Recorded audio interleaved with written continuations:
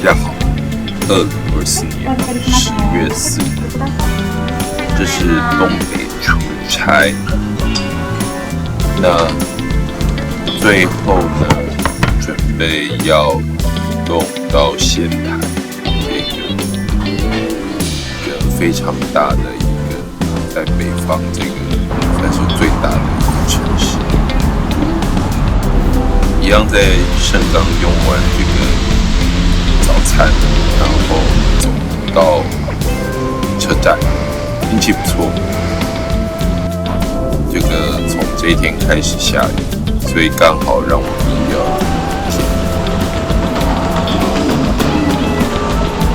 这里有名的就是它的面，所以走过来有很多这种面变成的一个黑皮的，蛮有趣的。买好票，准备往下打，结果这些饭盒都没有，从尊吃，以后有机会一定要。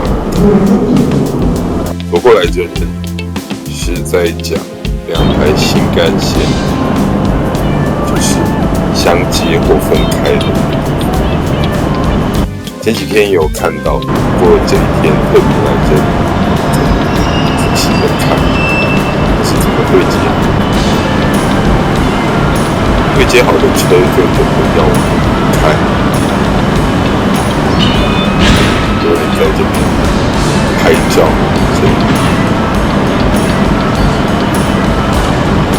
街上。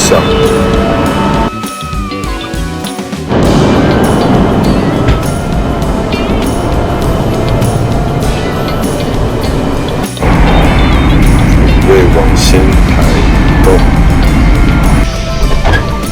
很快就抵达这个车站。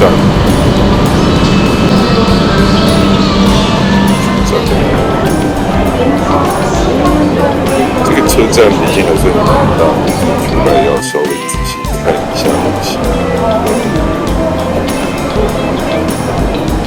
走到车站前面这里，看得出来是一个热闹的地方。那这个车站呢，它车站本体也是一个除了交通枢纽，也是一个很重要的美食战区，还有很多美食，包含牛舌。不过今天是没有要，现在时间还早，所以还没有要来美食。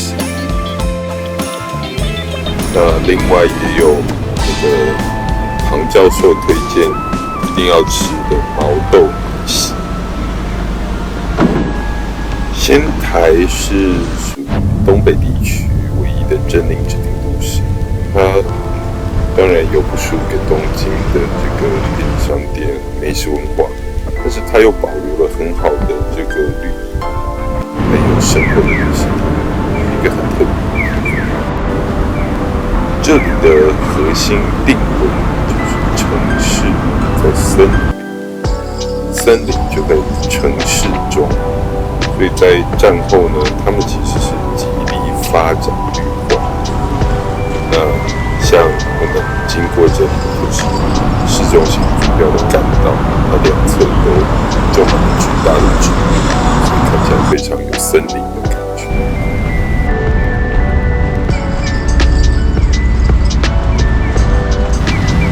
那当然这边也有最有名的就是它的历史，就是有伊达政宗打造的这个八旗舞台，所以晚一点就会去看这个仙台城。那现在呢，先来把我的行李放在饭店里面。刚刚提到的第一个是它的森林，都市森林；第二个是它的历史，那第三个呢，就是它的美食。包含它的牛舌跟毛豆，然后呢，它还有一个第四个重点，这里是东北的一个交通总枢纽。所以如果觉得关东地区玩够了，觉得东京太挤，倒是可以来仙台走走散散步，感觉也很不错。那我呢是搭它的这个地铁到国际中心站，然后再从国际中心站往大树这个方向。那出站了以后呢，我本来是在研究要怎么走，不过后来呢，发现它这个旁边的路出来以后，往山上走，简单就可以进到东北大学校内，然后就会接到这个植物园跟青叶山，所以我决定就走这个路线。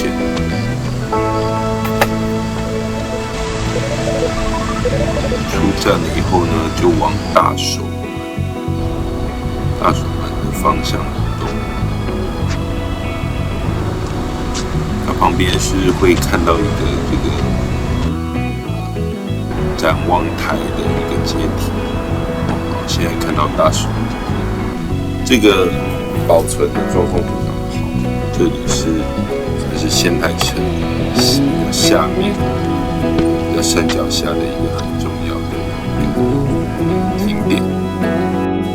仙台城虽然没有建天水围，但是呢，当时渡边隆一大正宗把这个所有霸气都砸在这个正门上，所以它是一个宏伟的2层门路，19公尺，所以它也是全日本城堡中规模最大的、最高的大守门。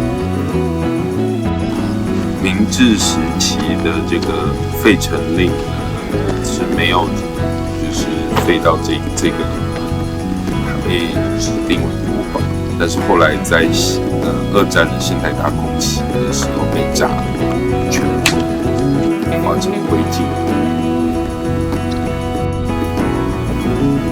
我在经过的时候就有看到在施工，在政府他们就是仙台的政府是打算呢要把这个门击透，然后之后要重建起来。预计2036年以后就有机会可以看到重建的样貌，满地都是石头。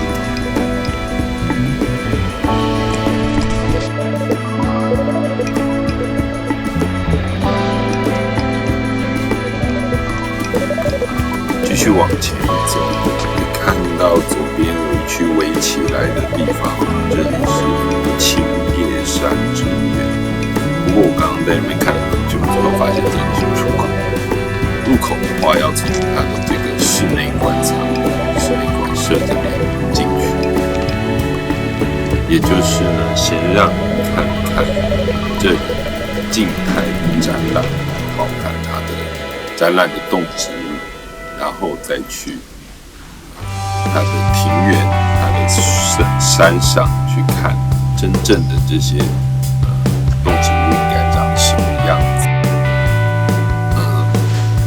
单就这样走过来的时候，就会想说它是大学植物园，或者这样子。但是它其实并不是一个普通的植物园，它是日本第一个被指定为国家天然纪念物的大学植物园。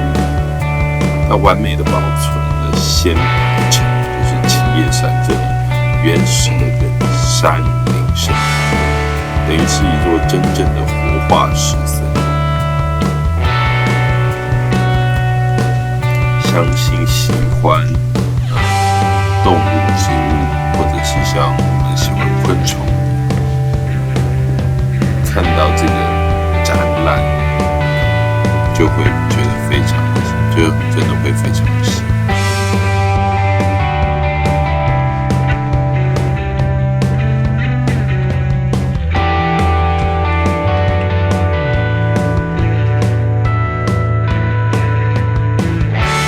好，准备要离开室内区域往外移动。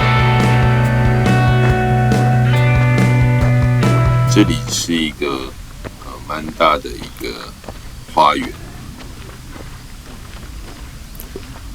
那入山之前旁边有厕所，然后这里有地图。000，是不是可以把熊吓跑？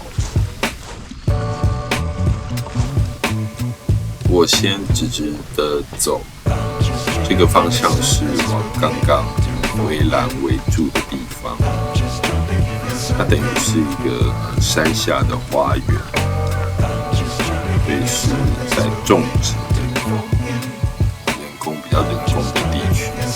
它这边有一个大哥在认真的拍蝴蝶。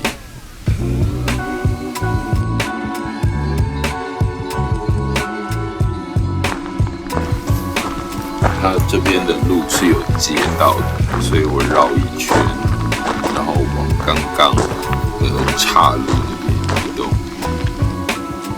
就会回到我们准备要入山的这个入口的地方。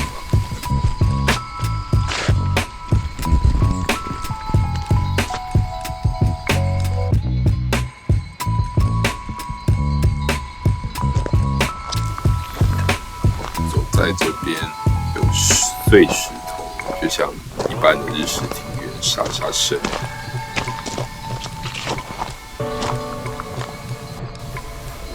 这条山路呢，不只是植物园的秘境，在400年前是保护仙台城最天然的法律要素。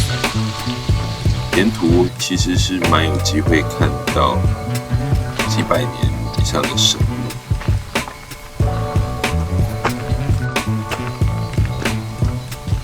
从山下渐行上山，有不少的上坡跟阶梯，说是难，但是其实也还好。然后有神木，也有一些遗址。在走的时候呢，要注意看路边会有拉线，拉这个绳子就是告诉你这个旁边的道路请不要误入。有些路线它可能年久失修，走过去其实是蛮危险的。那像我来的这一天呢，又有一点点下雨，所以其实是相对真的是有点会晃。不过别忘了，这一趟的目标就是出差所以其实是要来好好的看看这里的动植物。看看有什么比较特别的昆虫也好，鳗也好，这才是我这一趟的主要目标。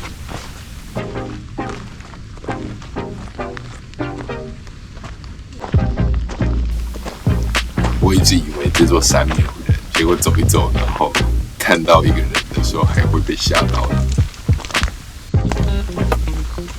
影片拍摄的时候是2024年，现在2026年的时候呢，就有看到在仙台城附近有出现熊的踪迹，所以回到当时在这个青叶山爬的话，其实也可能要稍微注意一下。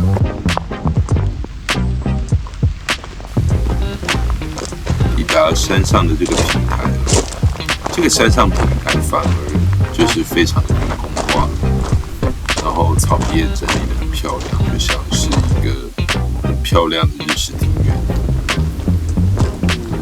再来又要往回走，一样要注意这个地上的路况，然后还有它拉的绳子，注意不要走错路。